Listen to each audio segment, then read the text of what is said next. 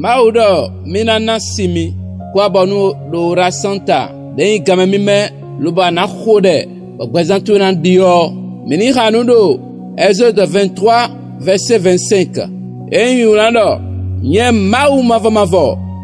mau miton wa mina saint eno unana ndudu mi bonana simi Maudo minana simi akatumendea lobedo kwa lobodo nu bi egba chateau egba sigbo temeteme edo kwa gbandi si amion omeno edo sisi hudoa atun gresidea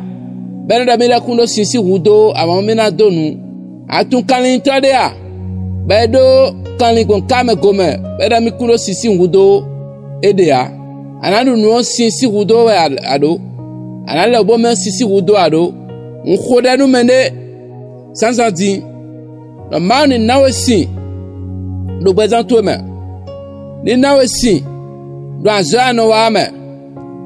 do si je aikungbandio aikungbanobo be donu kuno wo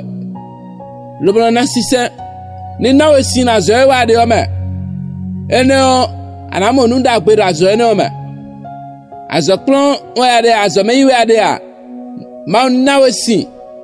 ena klon wo no nano tamanu e ba biawe o anawla si mauton ni jaro bazanto me ji aklon ton ni jaro bazanto me do nu deblu adere do gbato me o nu ni nansi se na gbe ni nanu kunda gbe do Jesus si nkome ami